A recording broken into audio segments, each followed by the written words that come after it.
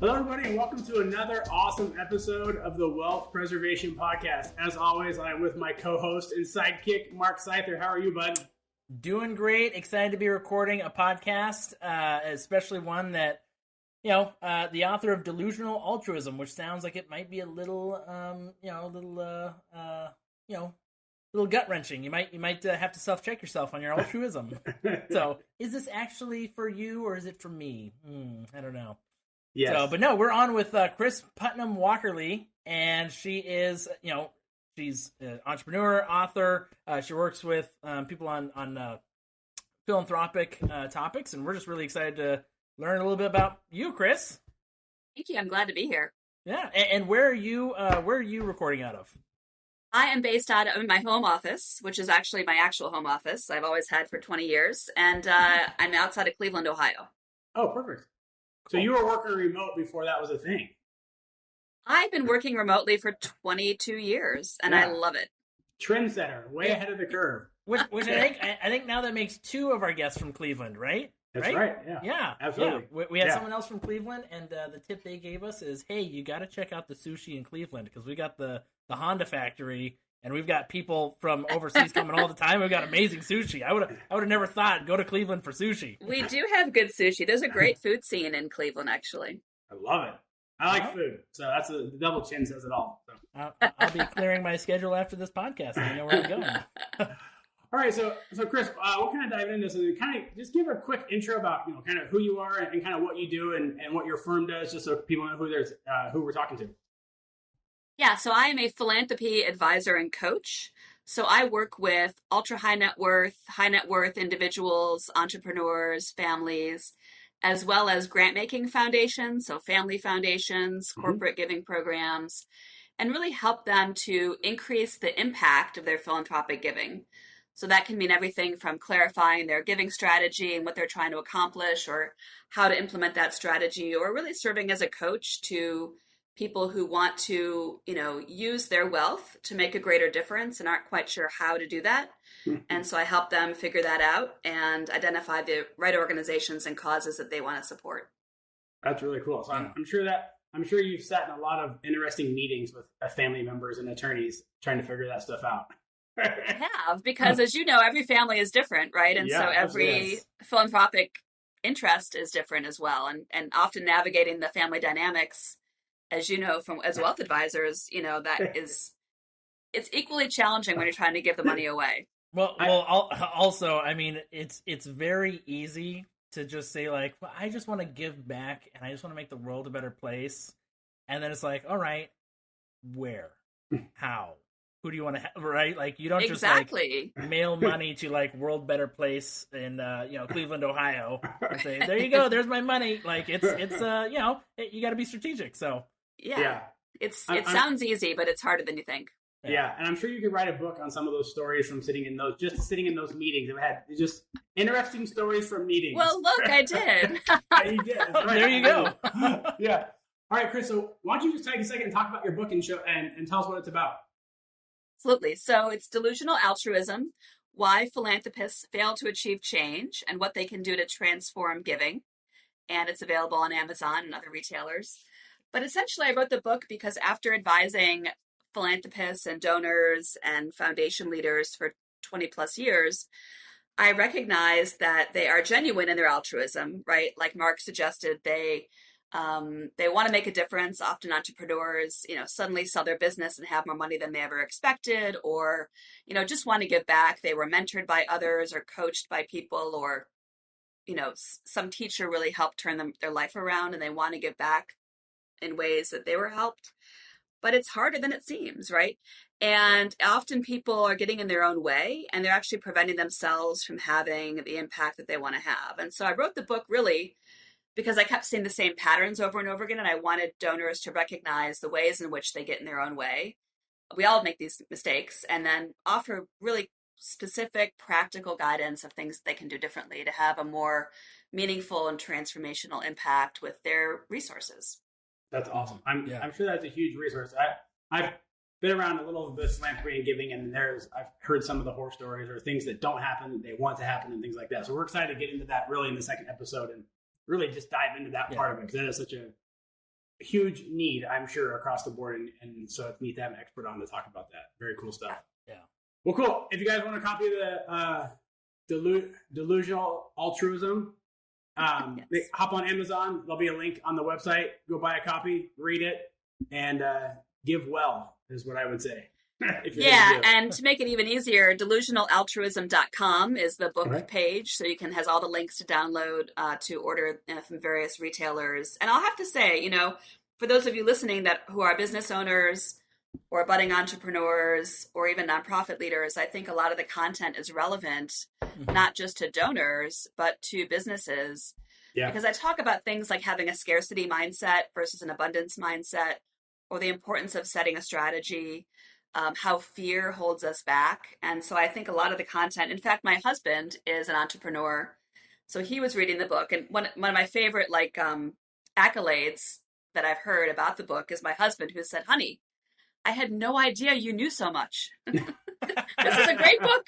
I was like, I don't know how to take that. Thank you so much. Yeah. But he meant this is really relevant. I can use this content. I'm like, yes, you could. You're like, and now I don't have to go to marriage counseling, so it's perfect. Yeah. Boom. See, I told you.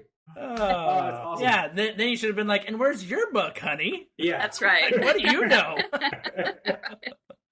Yeah. Oh, man. So, Kris, real quick, so kind of, explain philanthropy and kind of how you view it and kind of, your framework because that term's going to come up a lot. So kind of give us your framework of how you talk about philanthropy and what you kind of mean when you speak about that. Yeah, I mean, to me, philanthropy sounds kind of highfalutin, right? It sounds like the things of Jeff Bezos and Mackenzie Scott, his ex-wife, who's, given away, $8 billion in the past year, or, the uber wealthy, the billionaires. But really, I mean, everyone, I think, can be a philanthropist, or maybe even is a philanthropist. It's really, caring about humankind and giving in ways that could be financial, donations, which, big or small. A lot of American philanthropy is a lot of very small contributions by many, many people. Or it could also be giving back your time. I mean, honestly, coaching your, kids' little league is giving back, right?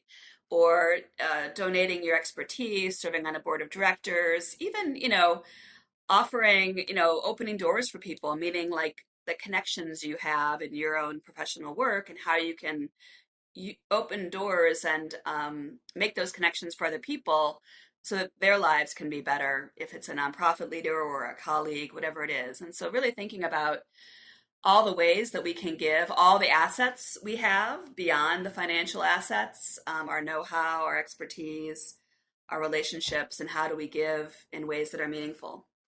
That's awesome. Would you categorize giving time and money to the local brewery as a philanthropic event, or is that the delusional altruism where that's really for me? That might be a little delusional. Fun, but delusional.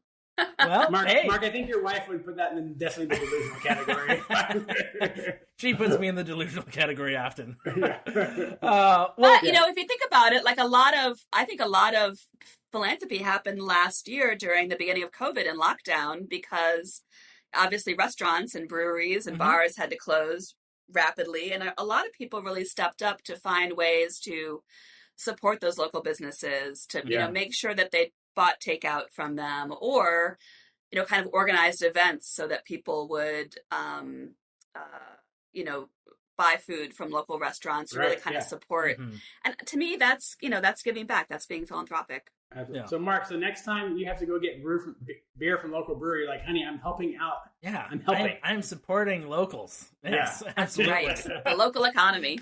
Yeah. Well, let's take a little step back and talk about. So was 8-year-old Kris, did she bring the apple to the teacher every day in class? Was she the biggest giver, or did she always think that she would start a consulting firm, doing charitable giving? Kind of how did that start? Yeah, it's a really good question. I don't have the best answer for it. I do have a couple of vivid memories, though. One is as probably an 8-year-old Kris sitting at the television, which, at the time was the ginormous TV that had a dial with, 3 channels. Yeah. For all you millennials listening, you didn't have a remote back then. It was a hand thing. Yeah. And your TV was not flat and hanging on a wall. Yeah. Right. Yeah, and I had like paneled, walls. This Yes. was probably the 70s. Anyway, yeah, and I remember somebody was being interviewed on the news, and the title it gave that person was philanthropist. And I remember asking my mom, like, what is a philanthropist? And she said, someone who has so much money they have extra money to give away to help other people. And I remember thinking, sounds good. Like, I want to be that. Now, I think I wanted to be the actual uber wealthy person as opposed to the one advising them. But nonetheless, like, that was my first really understanding of philanthropy. And then I also have a memory, and I don't know if I was in high school or college, but it's funny. It was like this flash where this voice inside of me said, someday you'll be a consultant. And I don't know where it came from, but I remember being overcome by a feeling of dread. I remember thinking, like, oh God, no. Because I have to acquire a ton of knowledge and teach people. Where that voice or that idea came from, or why I felt such dread. But I think I felt like, how will I be capable? How will I be competent? How will I know enough to actually consult or advise someone? Like, I felt kind of that fear. Anyway, and then, I think starting in high school, I just somewhat through a few high school social studies classes became a little bit politicized and kind of learning about injustices happening around the world. And that got me interested in more of the nonprofit sector. Yeah. And so I always thought that I would have a profession where I was helping other people. I just didn't quite know what that meant. Yeah. But my career evolved into what it is today, for sure. Yeah. And before you headed into like an official career move or whatnot, what was your first job, and did you treat that job with the same, like, you kind of mentioned like the scarcity mentality versus the giving mentality? I mean, at work, were you someone who was like, hey, I got to keep my hours, got to keep this, and eventually learned how to be more of a giver, or was it right out of the chute you were more of a the best employee to work with? I was the best employee to work with, for sure. Of course. Of course. Well, it's interesting. So my first job was working as a political organizer. So I went to college at Indiana University in Bloomington, Indiana. Loved it. Was very much an overachiever, had a double major and a double minor. And I was also became a student activist. So I was very involved in, when I first got there, actually, I mean, literally day one of freshman year, there were shanty towns. It was like the anti-apartheid movement on campus. And so students were protesting by building, kind of these mini shanty towns on campus and living in them, all the time, to try to get the university, I guess, to divest out of companies that were supporting apartheid in South Africa. So that, kind of got me started on my political activism journey. And I became really involved in trying to support human rights in Central America, specifically. And then my first job out of college was doing just that. So I moved to San Francisco and took a job with a nonprofit organization that was trying to support human rights in Central America and prevent U.S. military aid to countries there that were at war, civil wars. And so, I was like organizing demonstrations as my first job and like fundraising for these kinds of things. But it's interesting. I mean, I learned a lot from that experience. One was I was working often like 80, 90, 100-hour weeks because you felt this compelling need to help other people, right? If we don't do this, like, people will die. And so, obviously that's unsustainable. And I think what's really important for all of us is if we're giving in our businesses or giving voluntarily or giving our wealth, we have to take care of ourselves first. We can't maintain that pace. But also, when you mentioned scarcity mindset, the organization had a scarcity mindset, and I kind of fell into it. And it really helped prompt, I didn't realize it at the time, but the ideas behind the book, Delusional Altruism. So after working there for a couple of years, I ended up going on a delegation to Central America. And so it was a bunch of people trying to bring aid and support and learn about what was going on there. And so the organization where I worked in San Francisco, this was back in 1991, back. Yeah. And the fancy technology of the day was the fax machine, right? So those of you, I mean, and it was exciting, right? Yeah. The fax, like when a fax machine first arrived, like it's this box and you like stick in a piece of paper and type a phone number and like it goes do, do, do, do, do. And like the paper gets sucked in and like somewhere else in the world, some piece of paper, the same piece of paper like comes out of their machine. Yes. And it was like a miracle, you know, like it was astounding from a technology perspective at the time, right? But we used faxes like we use social media today to get the word out quickly about issues. So we would send these fax alerts to people that signed up so that they would call their congressperson and encourage them to vote a certain way against legislation or whatever. They were so important to us that we felt like, well, we can't possibly invest in our own fax machine. We must give all of our money away to support these groups in Central America. We don't deserve our own fax machine or to invest in ourselves. So we would borrow the fax machine of another organization 10 blocks down the street in San Francisco's Mission District. We would walk or take BART. But like we did this like every day. So we'd spend an hour. It's a mile round trip to walk, send our faxes, and come back. Which in the Bay Area, that's like an hour drive. I mean, yeah. Well, at the time, this is before the .com boom, so it wasn't so bad. But yeah. So then, anyway, so we're going this delegation to Central America. My first time there, and I didn't quite know what to expect. We walk into the office of the first organization that we were there to support, and the very first thing I saw was this ginormous fax machine. Right. So this organization had this huge fax machine that faxed, collated, copied, stapled, you know, it did everything. And I was really surprised because I thought, well, how could this organization that was relying upon international donations that we were bringing from the US, like why could they afford a fax machine and we couldn't? And so I asked the executive director that question and he looked at me like I was insane. And he was like, well, we need to send faxes every day. Like we rely on this technology. Of course we need a fax machine. And so that was my first understanding of this scarcity mindset, you know, this notion that we can't invest in ourselves. We have to like help other people only, you know, we have to like give the money away.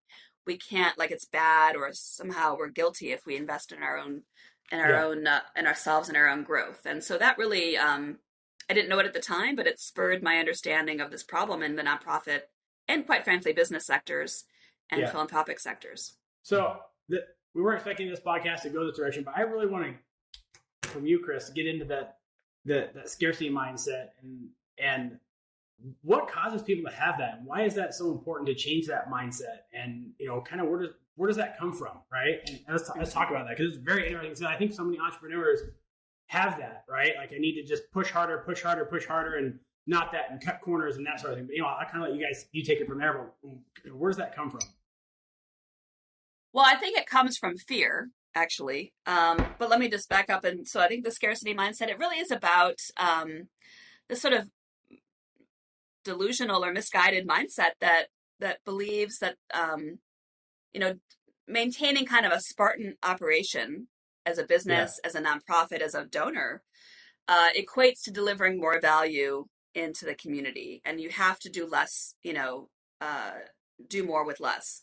Right. And that somehow investing in yourself is like we're not worthy of it, or it's somehow bad. I mean, a lot of ultra wealthy donors you'd think would have no problem investing in themselves, but actually they often feel guilty. They feel guilty that they have wealth or have success and don't deserve it. And other people are more, you know, needy or deserving. And so we need to help them. But really, I believe to be the best philanthropist, we need to, you know, you need to invest in yourself to be the best philanthropist so that you can have the greatest impact. Right. Similarly, I think as business owners, we need to invest in ourselves to have the greatest impact and to have the greatest growth that we can have. Yeah. But I think too often we feel like, you know, we don't deserve it. Like as a business owner, I think it's important to make sure you have the best, you know, not the best technology, but at least, you know, good technology, maybe a coach or an advisor, someone to help you think about your business strategy, someone maybe to help you think about your marketing and communication so that your marketing actually is advancing your business strategy. Yeah. Really so that you can make sure that you're focusing on what's most important, identifying what those like levers are that are really going to help you grow. Where are you going to get those sales? Where are you going to or investing in the right people, you know, I mean, I think too often we kind of grab like who's handy or who's nearby or family or who's the cheapest, right? But it's really not going to serve you in the long term. Yeah.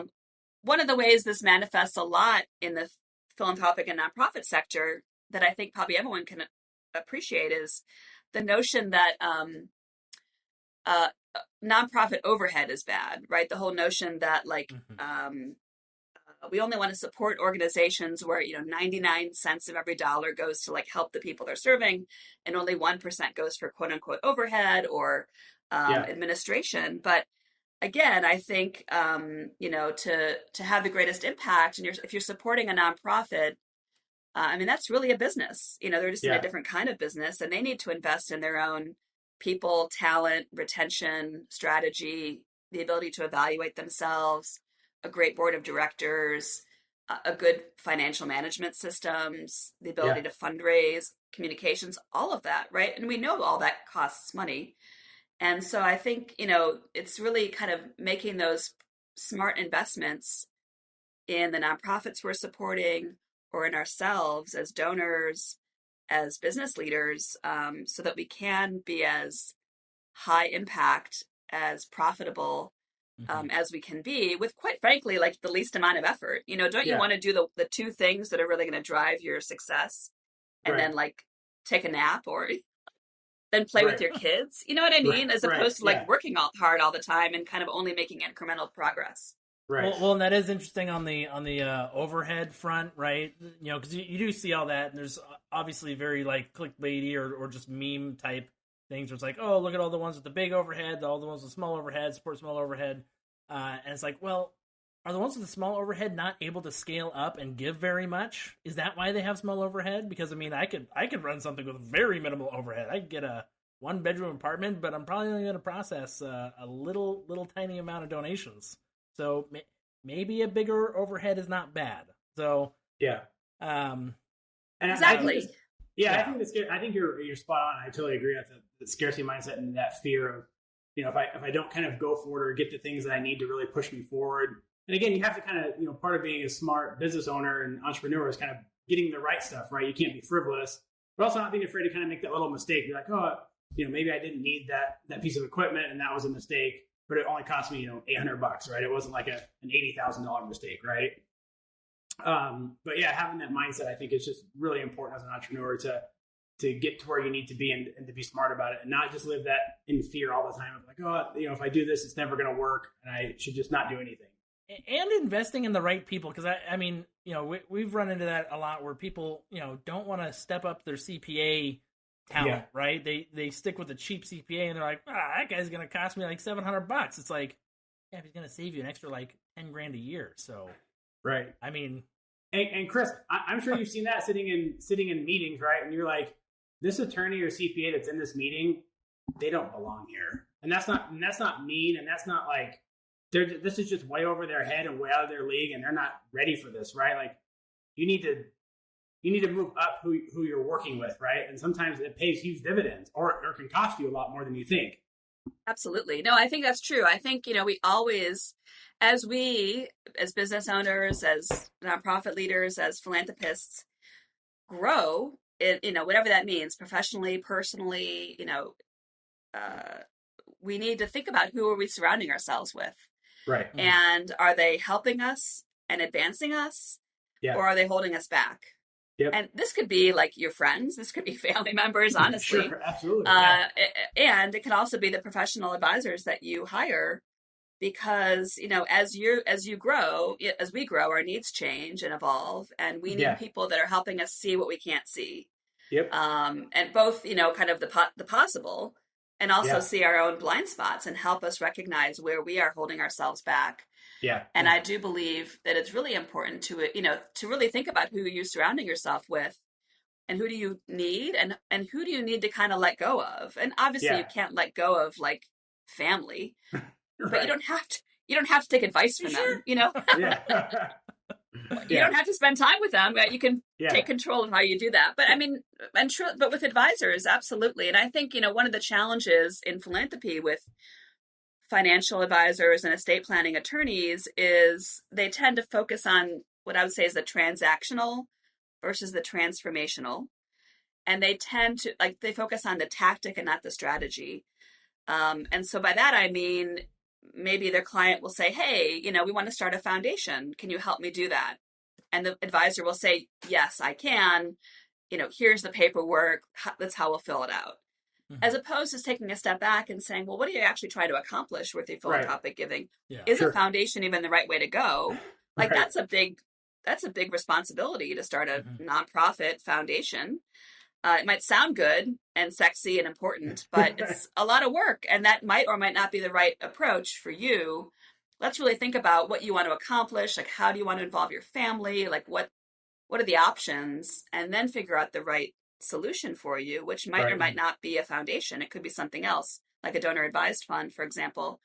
But so I think also it's finding advisors that can really help you and push you, and not just be kind of yes men or yes people, right? Yeah, and jump at trying to help you, but really help you think critically about what you're trying to do. Yeah. And I've been around this business long enough, Kris, and for a lot of those ones, it's like, yeah, we'll do the thing that keeps making me money, and that's which is really just bad advice. I mean, don't do something just because your advisor says it's a good idea, and you're going to keep making money, and they're going to keep making money in it, right? Like, that's just not the best way to do it. So, having that conversation, be like, hey, this is why we're going to do this. And you might actually want to do this strategy instead, because it's going to get you to where you want to be quicker, better, faster, and more beneficial. And I might not make as much money off it, but it's the right thing to do. So yeah. And awesome. I wanted to jump back a little bit, because it sounds like you had you were a go-getter in college, and your college experience, kind of sparked your philanthropic itch. College has definitely changed over the years, and one thing we like to get from entrepreneurs is what is your take on college now, and what advice do you have for anyone who's either got kids who are about ready to go to college or about ready to go to college themselves, and just kind of how you've seen that landscape change? That's a great question. I can answer that with a few different perspectives. One is my husband never graduated college and is a successful entrepreneur. So I or never went to college at all, much less graduated. So, college is not for everyone. And, there's ample evidence and examples of people who have, been very successful without having gone to college. And so that's, it really is, I do believe you got to follow your own path, and not let those kind of societal expectations like hold you back, or feeling badly, about not, doing what your friends did to hold you back. We all have to carve our own paths. I also have 3 stepchildren, and so I helped 2 of them get into college and succeed in college. And so I know, as a parent,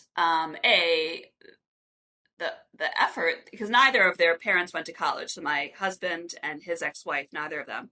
So they really had no, sense of like, how do you do this? How do you get in? Anything. And so I was able to help them, and really saw how it helped both of them in a lot of ways. One of my stepdaughters was kind of struggling academically in high school. And college was great for her. She found her niche. She actually joined a sorority, and that helped her because they had requirements of like, you must have a 2.5 GPA or you can't stay in the sorority. And she liked the sorority and the parties and her friends. And so that was an incentive for her. And it was great. Yeah. She had a great experience. They're both successful.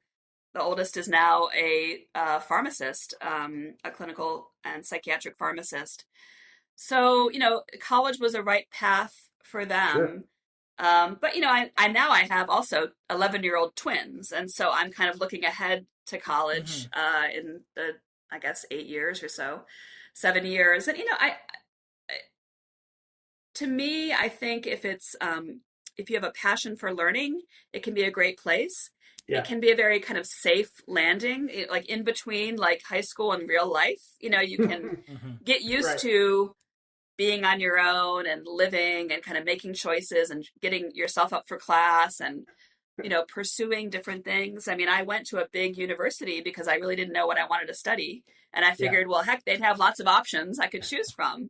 And they did, and I studied anthropology and political science, like not exactly stuff that I use, but I do use a lot of the critical thinking skills, the writing skills, and with anthropology, really a kind of mindset of the world's a big place, and most people have very different cultural ideas, expectations, beliefs than I do, and I need to kind of approach everyone with a recognition that people have a different perspective than I do, and I think that really serves me.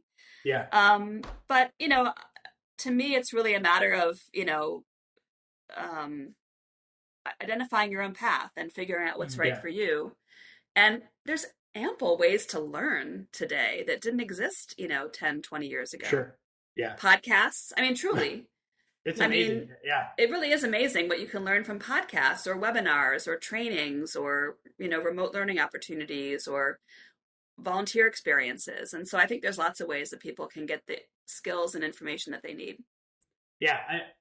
An example from mine, to go on with you, my oldest son, incredibly smart, and he really wants to be a professional fishing guide. That is like, he asked me the other day, he's like, Dad, if I go to college, do they have a major for professional fishing guides? And I was like, well, I don't know, son. I actually have no idea. I mean, but he is like, I mean, he reads books on fish. I mean, and so it was just it'll be funny to see how that journey plays out for him and for us as we walk down that, to be like, well, I don't, yeah, if that's what you want to do, maybe we need to get you an internship with the fishing guy. I mean, how do you do that, right? So it's kind of interesting to walk down that path and see what he wants. I couldn't answer the question of, are there majors for professional fishing guides? I have to look into that one. I did not know that, Josh, and I am going to set my timer for about 10 years, and I do expect some fishing guides. Deep sea fishing guides. I think it's great. Yeah, you can take Mark and I fishing, so it'll be be the best deal ever. Kind of selfish. Yeah, another delusional altruism. Yeah, no, but I mean, Mark and I, we love asking entrepreneurs these questions, and it's neat to see that it kind of depends on industry and what you do, and kind of some background. And my parents demanded I go to college, and some were like, I didn't even had parents that cared. And it's neat how I kind of all get to the same, kind of sometimes to the same path in the same place, and I think it's neat to live in the time that we do, because there is so many ways to learn and garner knowledge. Like, you have no excuses really anymore. You're like, oh, I couldn't figure out how to do that. You're like, did you really try then? There's no lack of information out there. Yeah, there's no lack of information out there. Yeah. I mean, so going from, working for this nonprofit, kind of, how did you get in, like, transfer into being an entrepreneur? And, because, nonprofits and those non-governmental organizations are kind of the opposite kind of entrepreneurship in lots of areas, right? So how did that shift kind of happen? And did you ever get a fax machine? No, not that I recall, actually. But I did have my own. It's funny. So that job, talk about scarcity mindset. Everyone in the organization, it was a national organization with offices around the country. Everybody made $12,500 a year. That was the salary. Everybody in the organization, me and the executive director and everyone in between. And so, and I somehow I managed to live in San Francisco. I mean, I paid rent in an apartment. I ate a lot of burritos. Yeah. I could afford burritos. That is not a terrible thing. I could get down for eating a lot of burritos. The burritos in the Mission District in San Francisco to this day are the best. But anyway, so my next job, I went to work at the VA Medical Center in Palo Alto, California. And my salary tripled. I was making like $30,000 a year. And I thought, like, I've made it, like, yeah. You know what that means, Josh? Getting guac on the burrito. Guac on the burritos. Yep. Yeah. And so that was, it was an interesting job. It helped me because my salary tripled and my workload, like, decreased by, equally, like 2/3 or something. Because I was working more of a 9-to-5 type of job, although I was commuting. But, it was a good kind of way for me to calm down and take a breath and figure out the next move. And then what I decided to do was go to grad school. And again, I knew I wanted to help people. It's interesting. I was contemplating a master's in social work, law, public health, and public administration or something. And I tackled it by, being the go-getter. I was like doing informational interviews and like researching and all this stuff, right? And I concluded I didn't want to be an attorney because I'd be working 100-hour week. again. And then That's you'd what all have the no soul, attorney. so. That's what all the attorneys I talked to said. And so I ended up getting a master's in social work, and I thought that I would end up running a nonprofit social service agency. That was my focus. But in grad school, I took some classes in program evaluation and learned how to evaluate the effectiveness of these social service programs. And I thought that was really cool because, you know, you can learn what's working, what's not working, and how to improve them to better help people. And so then I ended up taking a job at Stanford University when I graduated for a public health research center that was part of the School of Medicine. And I was evaluating youth and gang violence prevention programs across California. And so this was all funded by a foundation, the California Wellness Foundation. And they were trying to tackle the problem of youth violence in California and really shifting it from a criminal justice, you know, let's lock them up approach to a prevention approach, a public health approach. Like this shouldn't happen in the first place. How do we prevent violence among our young people? And so it was a great experience. I met a lot of people. I met a very diverse, obviously, people I was working with, and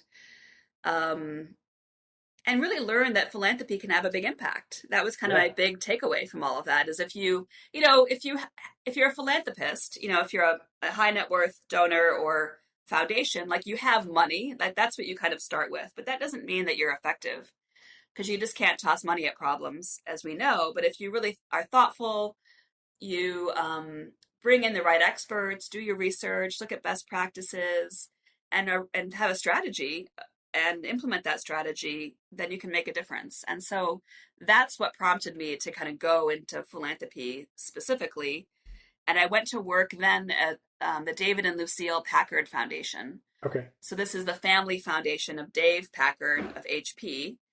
And their family foundation was, I think, the largest in the country at the time. And so I learned from there that I love philanthropy. I loved being strategic and helping figure out how to make a difference in other people's lives. Oh, that's awesome. That's right really cool. There, taking notes for the quotes I'm going to pull and post. You can't just throw money at problems. Seems obvious. Right. Not enough people have taken that to heart. Yeah. Exactly. And that's why Kris doesn't work for the government. Right. I left the VA. Yeah. Yes.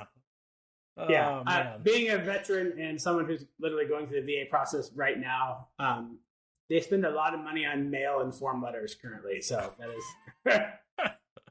You know, it's interesting. I mean, the VA offers a lot of really high quality care. There's great research. I mean, really good people working there. Yeah, it was a great experience. And at the same time, I have a vivid memory of one of the last things I did before I left that job was I was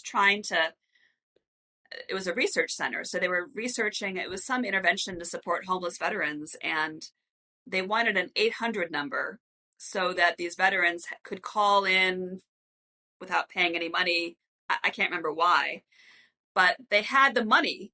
Like these researchers had their own money to pay for the, I don't know, AT&T 800 number or whatever. Right. But we could not get it through the bureaucracy of the VA to allow them to be able to set it up. And I called everybody, and I had, pages of notes of all the people I was calling. And I was like, we have the money. It'll cost you nothing. We just need some kind of approval or whatever it was. Yeah. And it was like, nope. And so, but it's interesting, I think bureaucracy, we think about, that's the government. It actually is living and breathing in our businesses, and it's living and breathing in philanthropy. I mean, I write about this in the Delusional Altruism book, where we just kind of allow bureaucratic processes to kind of take over. It's like they grow like black mold across our organizations, and you don't see it at first, and suddenly you're like, oh my God, I'm like surrounded. I can't make a decision, or we have all these processes, or I can't make that payment for 6 weeks because we have to go through all these things. Well, actually you can make the payment. Just press the button on your computer. You know what I mean? Yes.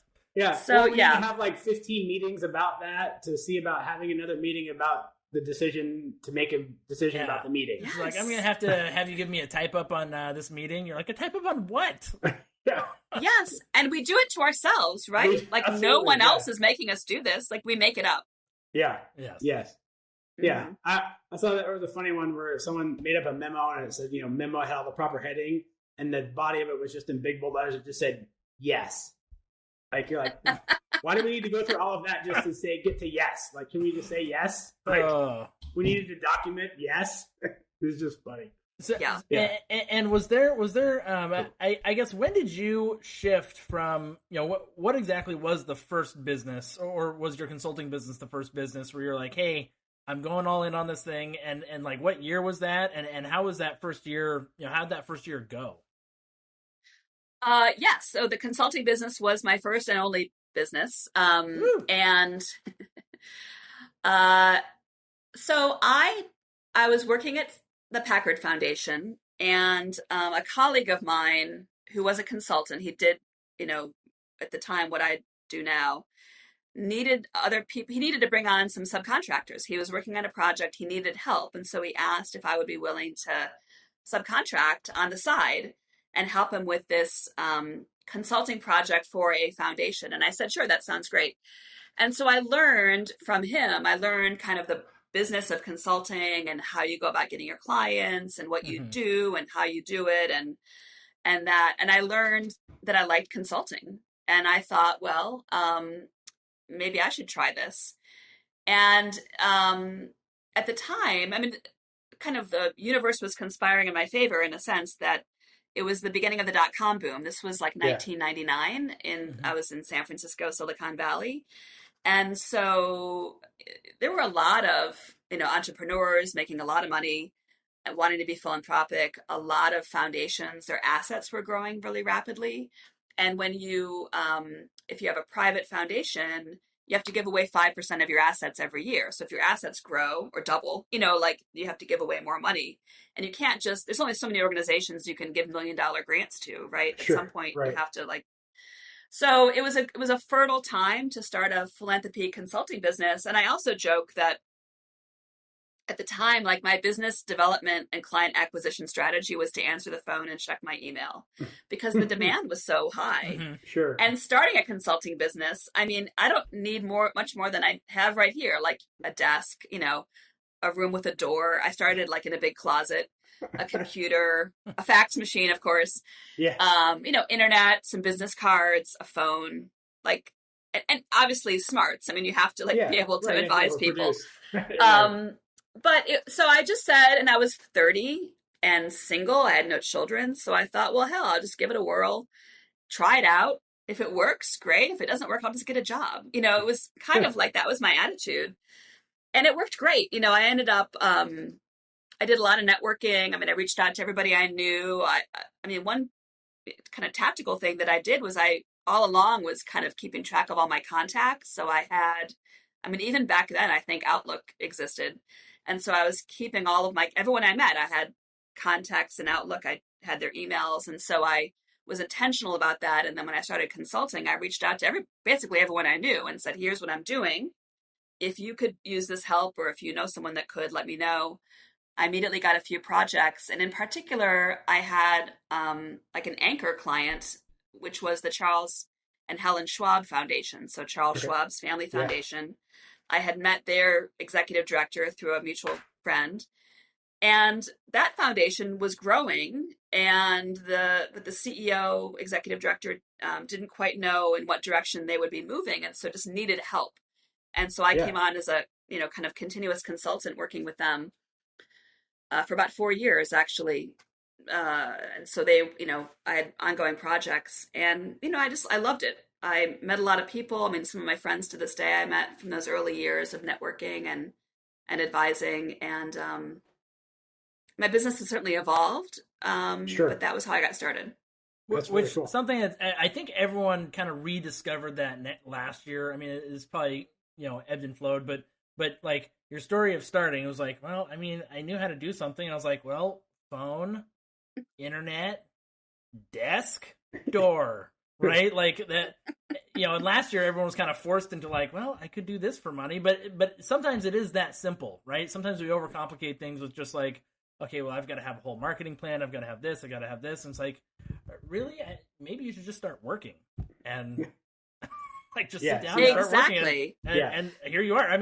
most businesses fail in the first year, and I mean, you're like the entrepreneur unicorn. You started one, and you're still doing that one. Yeah. You got to come up with a better term for that, Josh. Yeah, we did. We needed to coin that term. Entrepreneur-unicorn or something. I don't know. Yeah, it's close. We'll work on a little bit. We'll work on that. We'll massage that a little bit.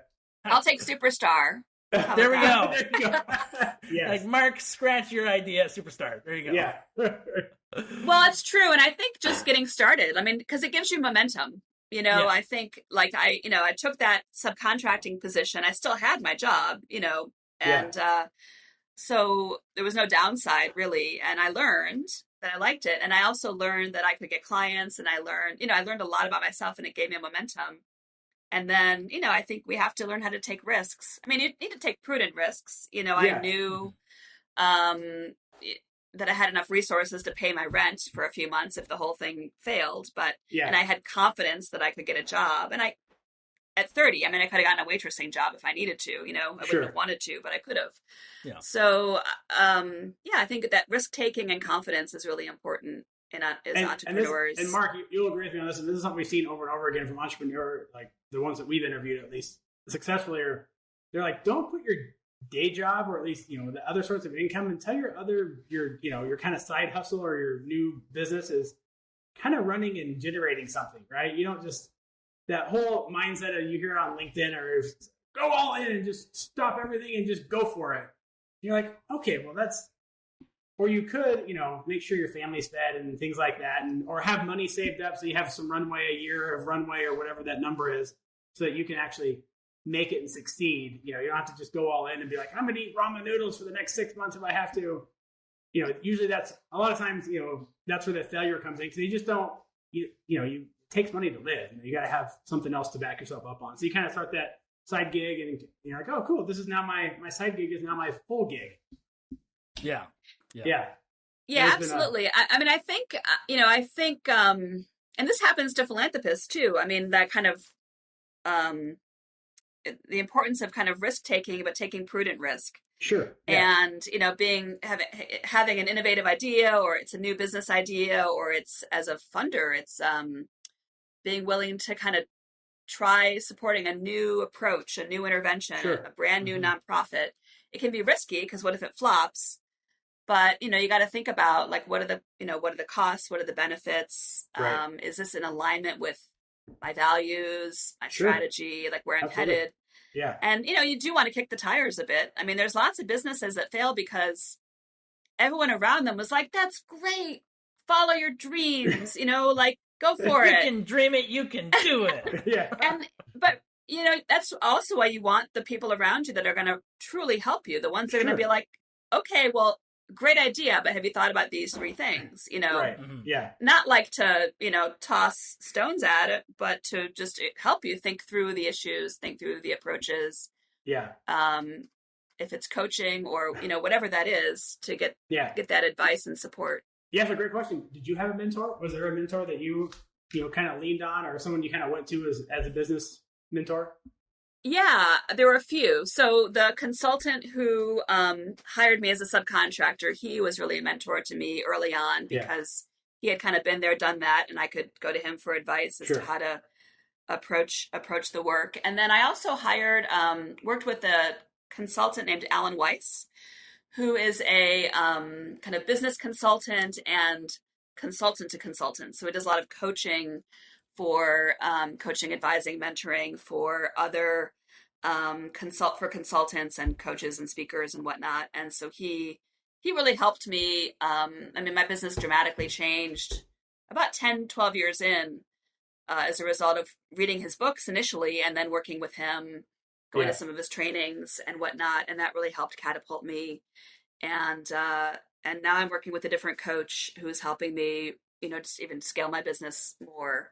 Yeah. And to me, it's I can't imagine not having a coach. I mean, I've also had, like with my book, I think I'm a good writer, but I hired a writing coach to help me. Sure. Because I really wanted it to be an amazing book, and I was worried it would be a little too dry or a little too, I don't know, kind of wonky, and I wanted it to be really exciting and interesting and even humorous at times. And so I hired a particular kind of writing coach to help me and he really infused a lot of creativity, literally helped me write sentences better.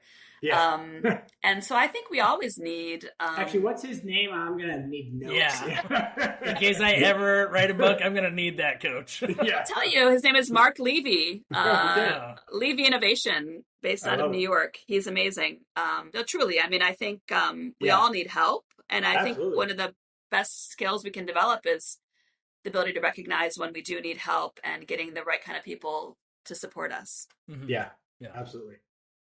So kind of not last question, but what was something when you started running a business that you were like, this part's going to be easy and it wasn't, or something that you're like, that would be hard? You're like, yeah, actually, that's not actually that hard of a skill to pick up. Was there anything like that where I was going to say, or even something that like totally went off the rails that you're just like, I was not expecting this hurdle and this might do me in. I guess I'm getting that waitress job.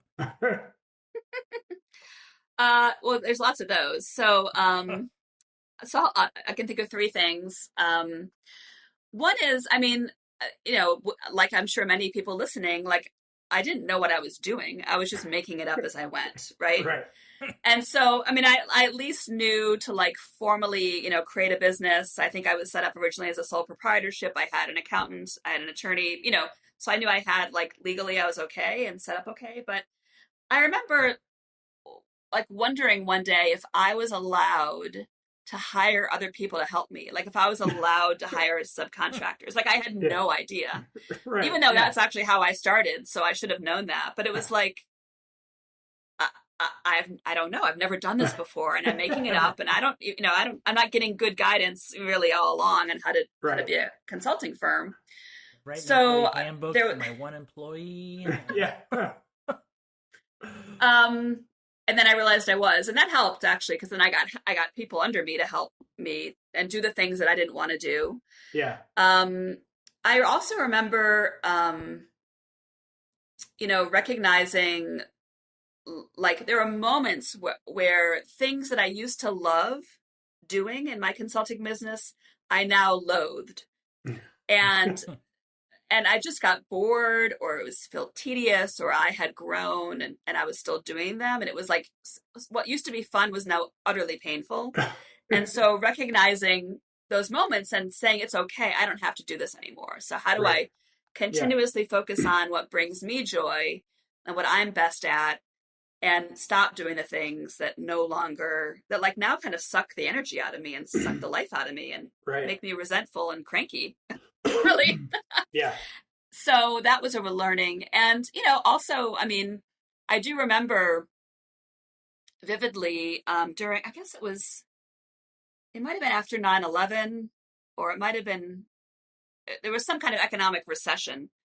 And I had just hired a full-time kind of administrative research assistant to help me. And my business like slowed down dramatically. Like there was no income coming in, like funders were just kind of paralyzed in fear. Their assets were going down. So their response was like, stop everything. Yeah. And they weren't hiring consultants, but I had just hired this person. And I remember, and I had a home office. So she was actually in another room in my house. And I was in the living room, like sobbing, like I just felt terrified. Like, how am I going to pay her? What am I going to do? And, I mean, honestly, I had resources, but it was a very scary, very scary experience. Mm-hmm. And, but it was a growing experience as well. Yeah.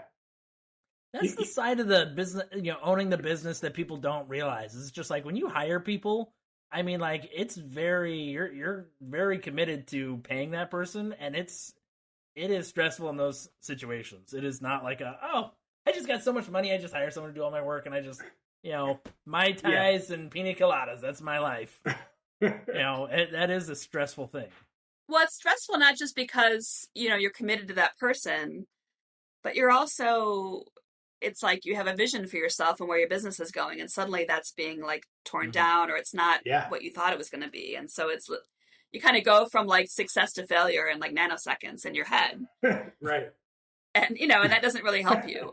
Yeah. And you're like, well, time for breakfast. I just went from but, success but to it's failure. also like, when you're the entrepreneur, it's you, right? It's all on you. And it's not unlike, it's a very lonely position in a lot of ways, right? Because you don't necessarily know who you can talk to. or who you can admit that to, your fears to. And Right. it's the exact same really for high net worth donors and leaders of foundations. I mean, I was just talking to one of my clients yesterday who said, the past year has been extraordinarily difficult, extraordinarily painful. She's a new coaching client, and she said, I don't have anyone to talk to. My board has not been supportive of what I'm doing. I don't want to let my staff know how I'm feeling because I feel like I need to be this fearless leader. And like you, Kris, are the only person I can like be honest to about what's Sure. actually going on for me Yeah. and what I need and the kind of help that I need. And so, it doesn't really matter if you're starting out or you have a lot of money. If you feel isolated and alone, it's painful. It holds you back. Yeah. And, it's really a good indicator that you need to reach out and get help. Yeah. And that's a common thread among CEOs is they kind of feel like they're alone, right? Because they don't really have an equal, right? Like the only other equal is another CEO, and you can't go to like the guy, the person that works at McDonald's and be like, hey, so I'm gonna have to fire like 5 employees. How do you think that they can't relate, right? So there's very few people that can relate on that level, or it feels like it. And then all of a sudden, like you said, you want to be that fearless leader, and you don't want to show vulnerability and tell people that, hey, we might fail, and you have ego that comes in there. There's lots of that. So having that coach in person is a huge help to kind of just talk through it, right? Like, are these feelings normal? Is this normal? How do we process through some of that stuff? And just be able to talk to somebody in kind of that non-judgmental way is a huge help. Mm-hmm, absolutely. Yeah. I mentioned my husband has a business. So his business works with the restaurant industry with cooking oil. And, so when restaurants closed one day in Ohio, the next day they called all their customers and concluded that they had just lost 90% of them. And then the next day he laid off 90% of his staff. However, he had a business coach he was working with. He was positioning to sell the business in maybe 5, maybe now it'll be 10 years. I don't know.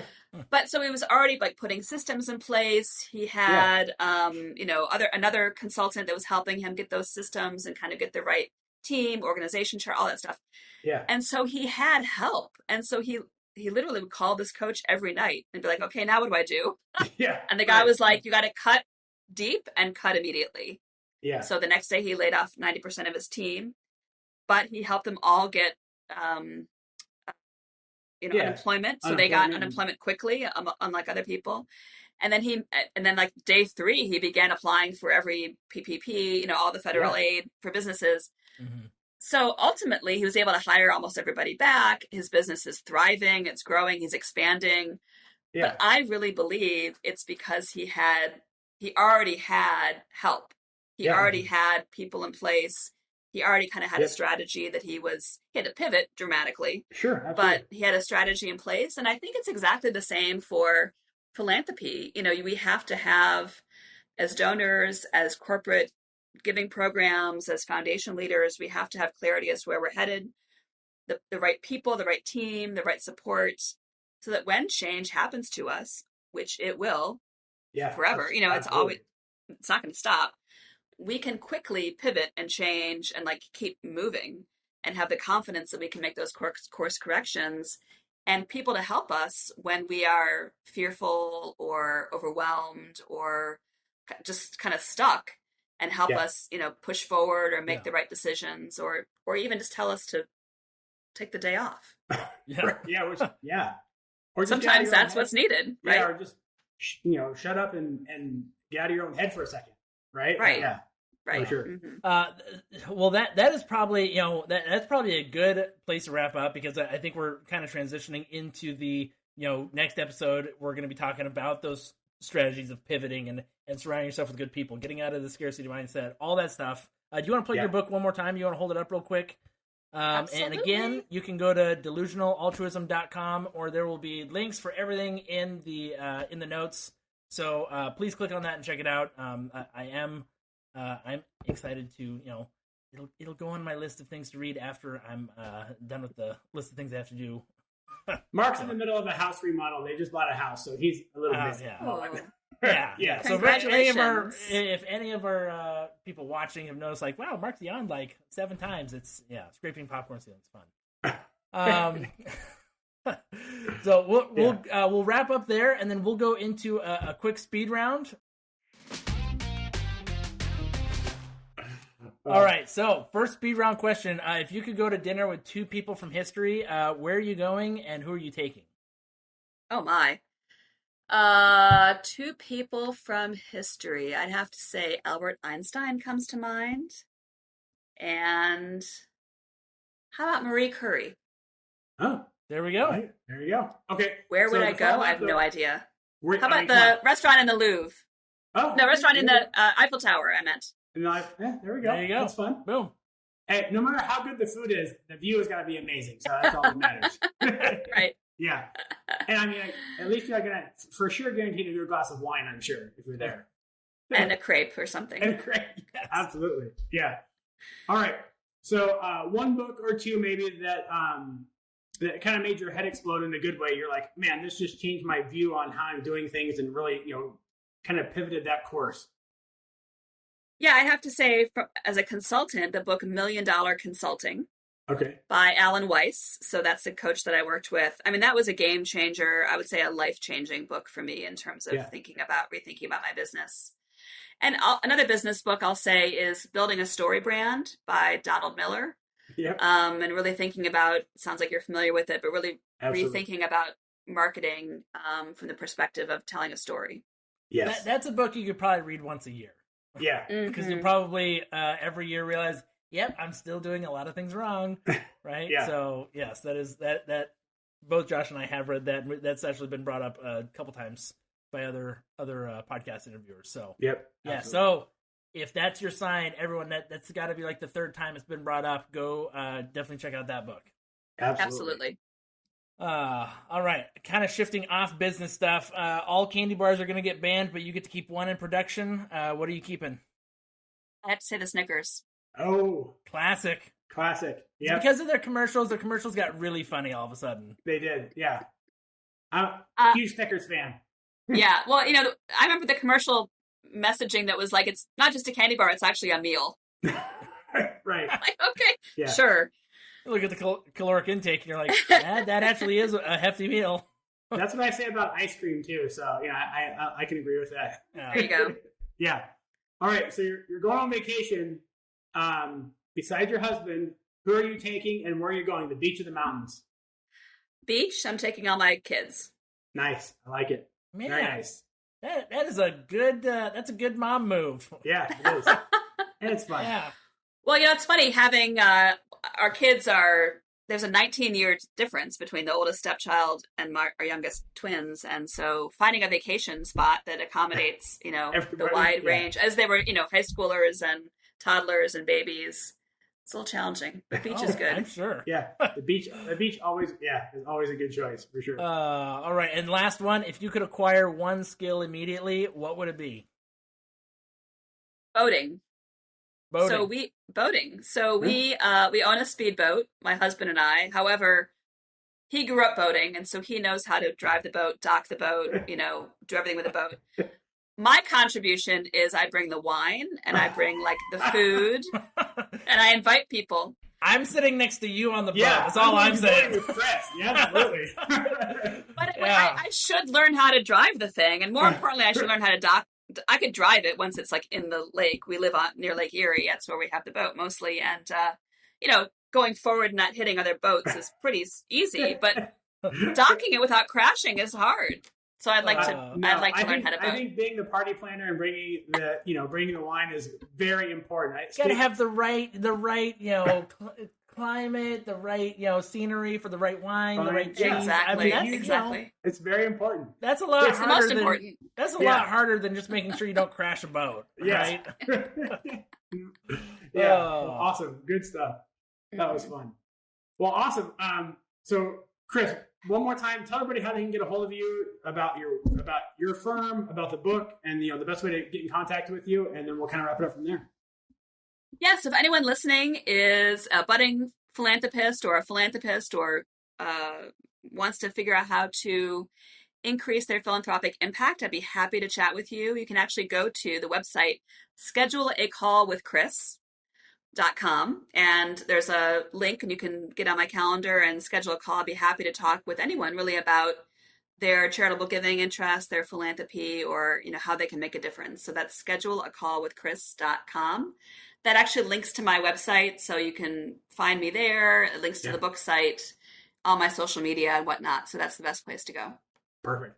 And, just for everybody listening, we're really excited about getting in the second episode about kind of getting the nuts and bolts of philanthropy and what Kris does and how, she really tries to maximize impact, not only for the givers, but also for the people receiving that money and making sure it's used correctly. And it's just a very neat topic, and we're excited to dive into that. So, Kris, thank you so much for being here today. We had a lot of fun. That was really a fun time.